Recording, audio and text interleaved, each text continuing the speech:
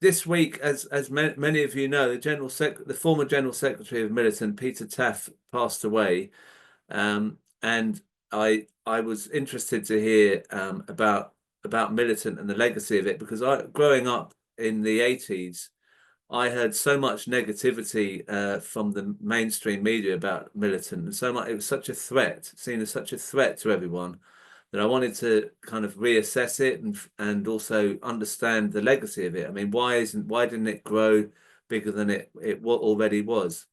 I'm just going to we've got I'm really pleased we've got on the Zoom Felicity Dowling, who was one of the councillors in Liverpool, the 47 Liverpool councillors who set an illegal budget. I think she could have been bankrupted on the back of this. Are you there, Felicity?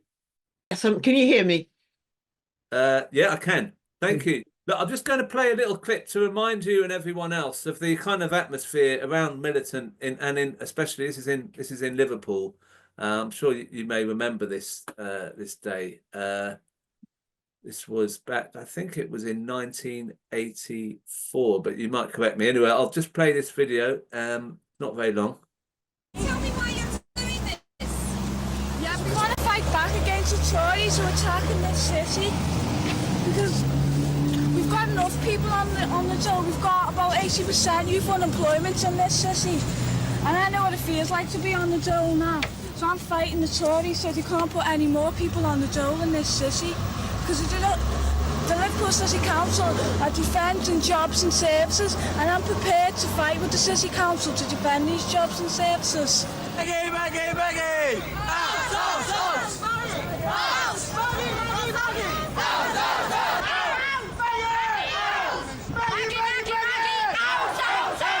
Tories aren't providing any jobs, and neither are the businesses.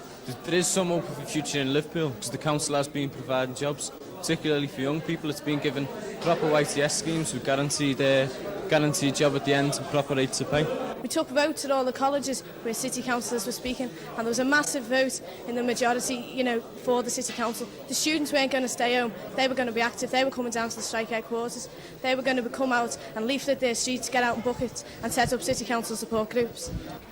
This demonstration today has proved beyond any shadow of doubt that the unity and solidarity of the working class of Liverpool has not been broken or impaired by the vicious attacks that have been made from every quarter, from the media, from some sectors of our movement, from the Tory government and the world at large. Amazing scenes. And it looks, I mean, at that time, what did you feel like at that particular time with that rally? And it looked like Liverpool was setting that revolution off in the country. What was it like? It was fantastic. The sheer support from working class people was amazing. I mean, I was directly involved in organising that demonstration. It was really, I was secretary of the District Labour Party at the time, and that was, a really big day for us. It was a phenomenal day. But looking at the youngsters, I was sitting there thinking, "God, what's our name?" Trying to remember the names of those different youngsters speaking. That was typical of it. And it's something a lesson for today, getting the youth involved and getting the youth, giving the youth the chance for political education. It's phenomenally important. And, what we now think of Liverpool is that it's a sort of bastion of socialism. But I have looked back at history a bit on this, and in the 50s and 60s, it wasn't that way at all. What changed Liverpool, do you think? Well, Liverpool has a very radical history, but it hasn't always translated into being a Labour city. We won when the 47, the group that led the fight against Thatcher. We won the city from the Liberals in 83. Before that, it was run as a Liberal council. And one of the reasons we had such a problem was that the Liberals had cut the expenditure of the council down so much that even though we were a comparable city to Manchester, when Thatcher brought in hair regulations, they started off from that very low base. We had a terribly low base in terms of funding from the government. But no, we had to fight ward by ward to try and win Labour seats into that in that time. It was a hard-won battle to win Labour. And in fact, we didn't think we'd win in 83. We thought we'd win in 84, but we won slightly ahead of what we thought would happen. But I mean, the number of people involved in the Labour Party, the level of political understanding in the Labour Party, the level of debate, the level of connection between the people in the party and the people, in the constituencies and in the streets was a really high level of organisation. And that came out of the fact that Liverpool had so many factory closures. Liverpool, there'd been closure after closure after closure after closure of factories. And a lot of the people that, we were working with were the shop stewards who fought hard to keep their factories open, even occupied it in the case of, oh God, what was the toy? Meccano. There was this ferment because of what was happening to the city, because of the economic situation.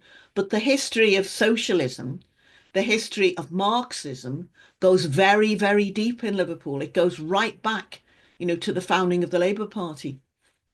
Right. I mean, I wasn't trying to disparage Liverpool for not having all that tradition, but I just thought, looking at it, as you say, the Liberals were in control. So that's something that I can't imagine happening now. So was the experience of that time, has that built Liverpool up to be this socialist city?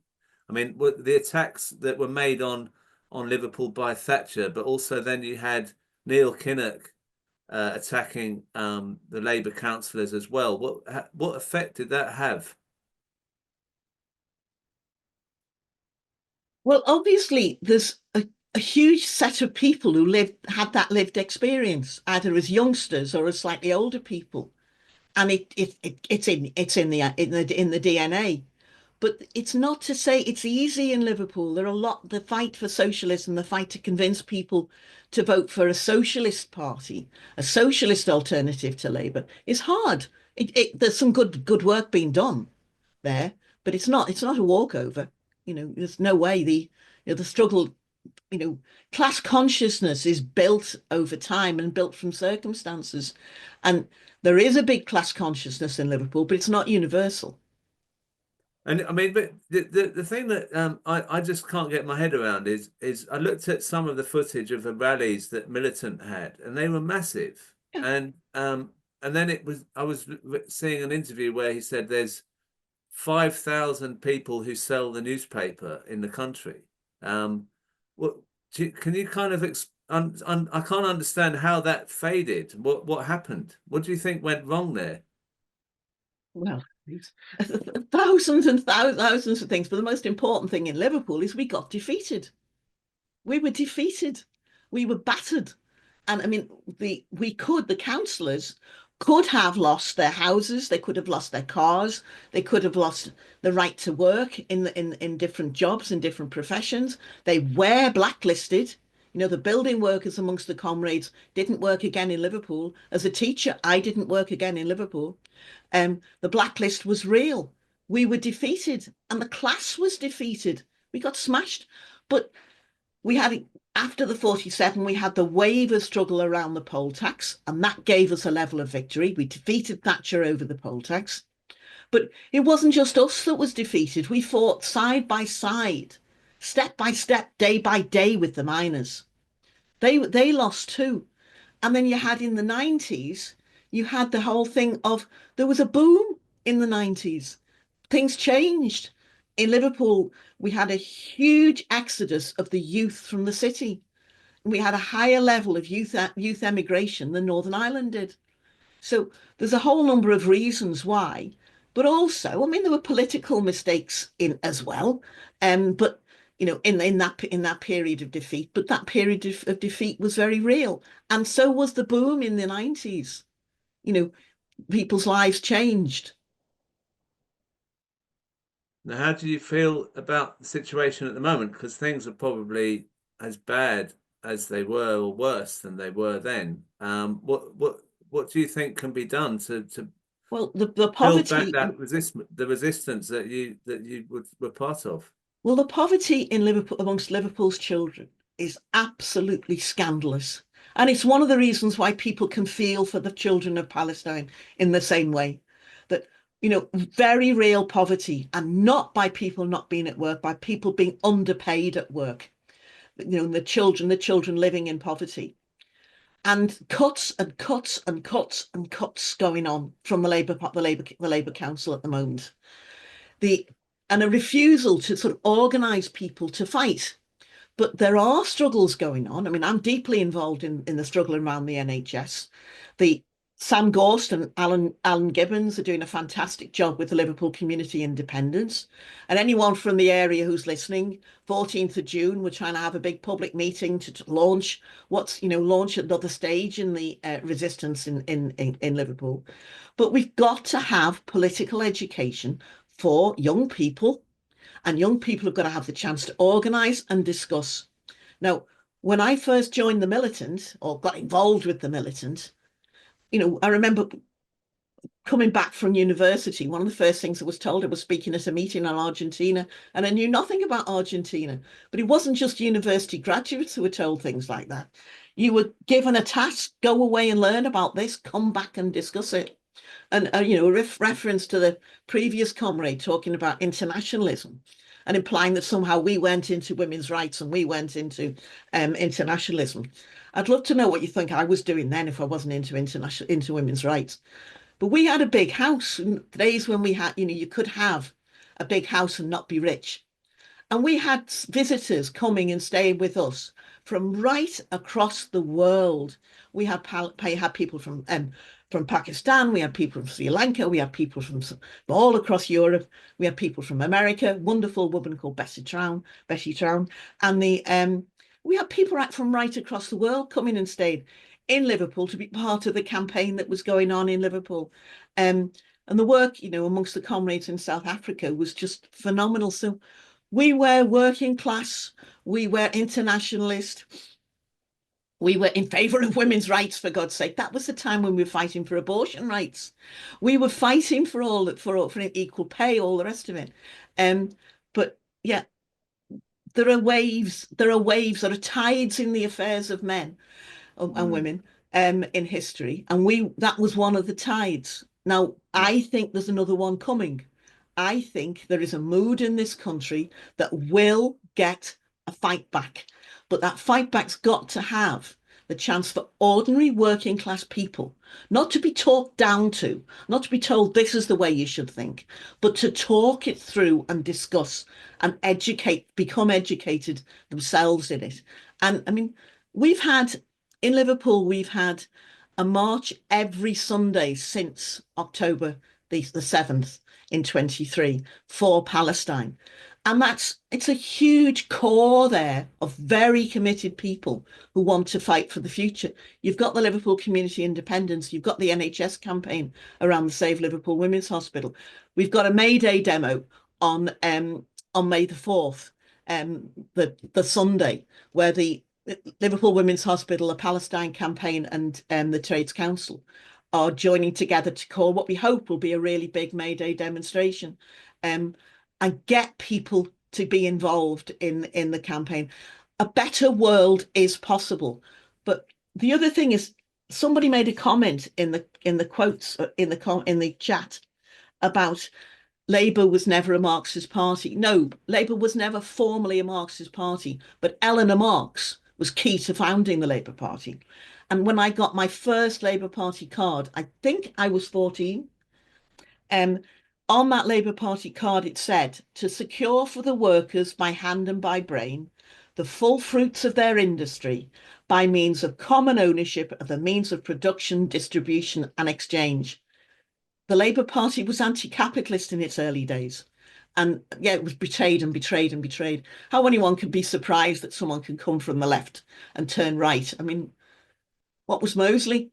There were loads of people going from the left to the right. But we are in an opportune moment now where there's an opportunity. The stats that say, the sheer figures of young people, especially young women that voted for Corbyn, and they've tracked those women since, and they haven't changed their mind. something like 80% of young people voted for Corbyn. Those people are still there. We've got to get some level of organisation.